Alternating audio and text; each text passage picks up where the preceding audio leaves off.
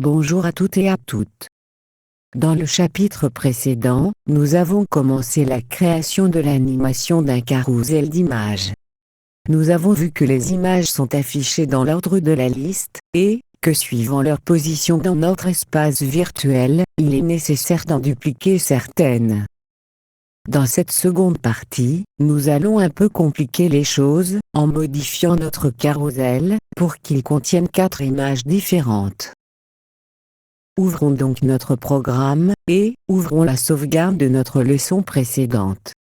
Si vous ne l'avez pas faite, il vous sera pratiquement impossible de continuer plus avant, et je vous invite à d'abord faire la leçon précédente, pour pouvoir continuer à évoluer avec ce chapitre. Pour ne pas avoir de mauvaises surprises en cas d'erreur, car l'erreur est humaine, sélectionnez votre vue, faites un clic droit dessus, et cliquez sur copier la vue. À présent, faites un clic droit dans l'espace après votre vue, et cliquez sur coller la vue. Vous avez maintenant 2 fois la même vue, et nous allons travailler sur la deuxième, gardant ainsi une sauvegarde de celle-ci, la première. Ouvrez l'éditeur, objet et animation de notre deuxième vue. Dans la barre de titre, tout en haut de la fenêtre, vous devez avoir la confirmation que c'est bien la deuxième vue qui est en mode édition, et il doit apparaître l'information vue 2 sur 2. Étant donné que notre animation va être un peu plus volumineuse, et afin d'aérer un peu notre carrousel, allez dans l'onglet Animation, et pour les 3 images, définissez leur taille à 50% pour leurs 2 axes, à leur première clé. Comme le réglage de taille n'est pas actif pour les dernières clés, il n'est donc pas nécessaire de les modifier. Maintenant, il est temps de commencer à travailler un peu. Comme dit en introduction, les éléments sont affichés suivant l'ordre de la liste d'éléments. Nous allons faire un peu de logique. Nous avons un carrousel qui va comporter 4 images, placées à équidistance. Faisons un petit schéma. Nous pouvons représenter les emplacements des images, par les 4 coins d'un carré, dont le centre serait également le centre de notre carrousel. Plaçons nos 4 images à chaque coin, et numérotons les de 1 à 4, dans le sens horaire, la première étant le coin inférieur gauche. Maintenant, il nous faut définir l'ordre de visibilité des images, tout en tenant compte que notre carrousel va faire un tour complet, dans le sens anti-horaire, et que tous les quarts de tour, cette liste va être différente. Commençons par le premier quart de tour. En premier, nous devons avoir l'image 1, car, en fin de quart de tour, elle sera également devant l'image 4. En second, l'image 4, qui est, comme l'image 1, devant les 2 dernières. En troisième, l'image 2, car, comme l'image 1, en fin de quart de tour, elle sera devant l'image 3. Et en dernier, l'image 3. Ce qui nous donne la liste 1, 4, 2, 3. Passons au second quart de tour. Sur le même principe, nous avons en premier, l'image inférieure gauche, soit à présent, l'image 2, suivie de l'image inférieure droite, soit l'image 1, puis, l'image supérieure gauche, soit l'image 3, et enfin, l'image du coin supérieur droit, soit l'image 4. Ce qui donne dans l'ordre 2, 1, 3, 4. Mettons cette liste à côté de celle du premier quart de tour. Procédons de même pour le troisième quart de tour, où nous obtiendrons la liste 3, 2, 4, 1. Et enfin, le dernier quart de tour, avec comme résultat 4, 3, 1, 2. Nous avons donc les positions que devront utiliser les images, pour effectuer un tour complet. Essayons d'aligner ces 4 listes, pour utiliser le moins possible de copies d'images. Après beaucoup de tests, dont je vais vous dispenser, il nous faut une liste d'éléments composés comme suit. Les images 1, 4, 3, 2, 1, 2, 3, 4 et 1. Plaçons maintenant nos 4 listes dans ce tableau, et nous devons avoir le résultat suivant.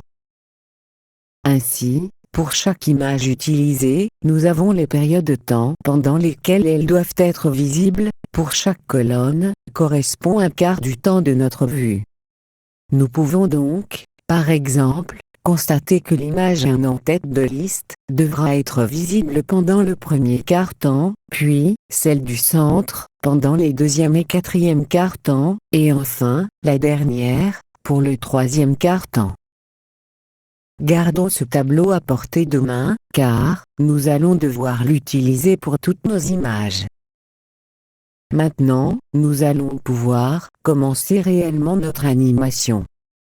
Nous avons déjà notre première et seconde image, que nous allons déplacer sur le cadre principal, pour qu'elle corresponde à notre schéma.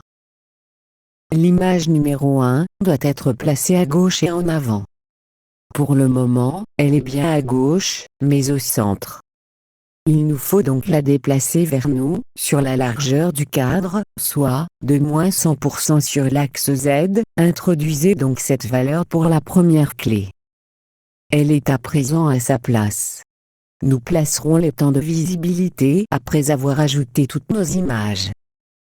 Nous allons dupliquer 2 fois cette image, à l'aide des commandes copier l'image, puis, coller 2 fois sur le cadre, et nous devons après cela, avoir une liste composée de 2 fois la première image, 1 fois la seconde, 1 fois la première, et enfin, 1 fois la seconde. En utilisant la commande ordonner, déplacer vers l'arrière, déplacer la seconde première image, pour qu'elle soit en fin de liste.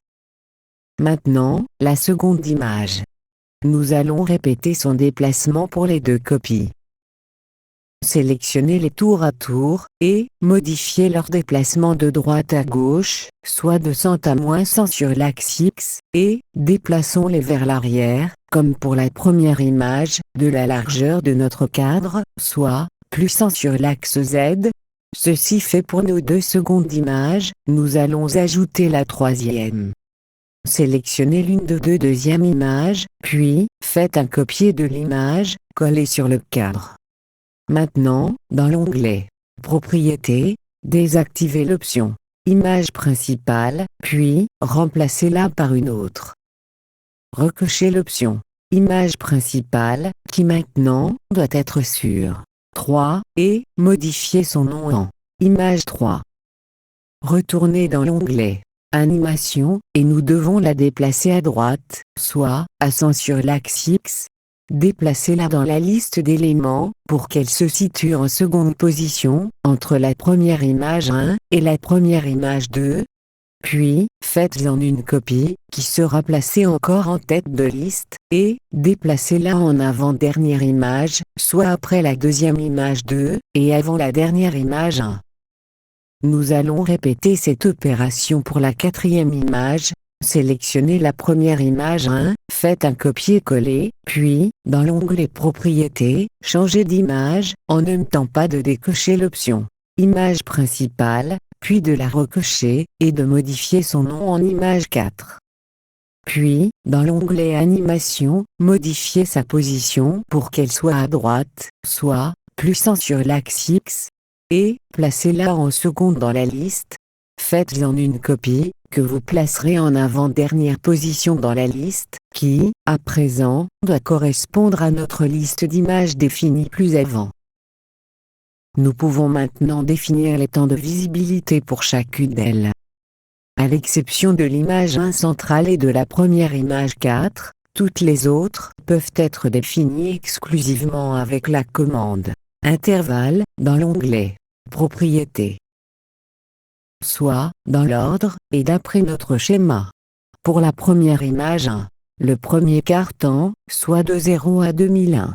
Oui, rappelez-vous que, pour éviter un effet de coupure, il faut ajouter une milliseconde en fin de temps, et en soustraire une, en début de temps. Nous reviendrons plus loin à la première image 4, et l'image 1 centrale. Pour la première image 3, les troisième et quatrième quart-temps, soit de 3999 à 8000. Pour la première image 2, les 3 premiers quart-temps, soit de 0 à 6001. Pour la seconde image 2, le dernier quart-temps, soit de 5999 à 8000. Pour la seconde image 3, les premiers et secondes quart-temps, soit de 0 à 4001. Pour la seconde image 4, les deuxième et troisième quart-temps, soit de 1999 à 6001. Et pour la dernière image 1, le troisième quart-temps, soit de 3999 à 6001. Il ne nous reste plus que 2 images à planifier, mais, leurs temps sont tronqués, et donc, nous avons 2 possibilités. Soit, nous dupliquons ces images, pour leur donner à chacune, l'un des 2 quart-temps, mais, cela implique l'augmentation du nombre d'images utilisées, soit, nous allons jouer avec la commande d'intervalle, couplée à quelques clés de visibilité. C'est cette option que j'ai choisie, car, elle est la plus économe en mémoire, et en nombre d'éléments. Sélectionnez donc la première image 4, et, comme elle doit être visible les premiers et derniers quart-temps, nous devons en premier, remettre les valeurs d'intervalle du début à la fin, soit, à 0 et 8000. Puis, ajoutons une première clé plus ou moins au quart de la vue, puis, dans l'onglet « Animation », à l'aide de la dernière commande « Position du point de contrôle », entrez le temps. 2000, car, comme pour la commande d'intervalle, celle-ci est également exprimée en millisecondes, puis, activez la commande « Opacité » qui doit être à 100%. Faites un clic droit sur cette clé de contrôle, et, dans le menu déroulant, cliquez sur « Dupliquer la clé de contrôle ». Cette nouvelle est placée un peu après dans la ligne de temps. Modifiez sa position en 2010, car plus près de la précédente, cela pourrait poser des problèmes en cas de modification de la durée de la vue, et modifiez son opacité à 0%. Dupliquez à nouveau cette clé, puis positionnez-la à 5990. Dupliquez-la une dernière fois, placez-la à 6000, et modifiez son opacité à 100%. Il ne nous reste plus que l'image 1 centrale. Nous allons procéder de la même manière, sauf que, ici, sa visibilité doit être au deuxième et quatrième quart-temps, et donc, que nous pouvons donc déjà supprimer le premier à l'aide de la commande « Intervalle » à laquelle nous donnerons les valeurs 1999 et 8000. Maintenant, ajoutons nos clés. Ajoutons une première au temps 4000, avec l'opacité à 100%, puis, par duplication, une seconde au temps 4010, et dont nous modifierons l'opacité à 0%, puis une copie de celle-ci au temps 5990, et enfin, une dernière au temps 6000, avec une visibilité de 100%. Voilà, ce fut un peu long, mais, si vous jouez votre animation, tout devrait être parfait. Les images sont bien visibles ou cachées, suivant leur position dans l'espace 3D de notre carrousel. Ce principe, d'utiliser un schéma avant vos créations en 3D, vous sera très utile, et vous évitera beaucoup de maux de tête, et de calculs savants. Fermez votre fenêtre d'édition, et faites une copie de sauvegarde de votre projet, car notre carrousel n'est pas totalement terminé. Bien sûr, vous pouvez utiliser cette animation telle qu'elle, ou, comme base pour d'autres à vos idées, mais, nous en aurons besoin, pour la dernière partie consacrée à la création de notre carrousel. Merci de votre attention, et à bientôt pour la suite de nos tutoriels consacrés à PTE. Katrina et Patrick.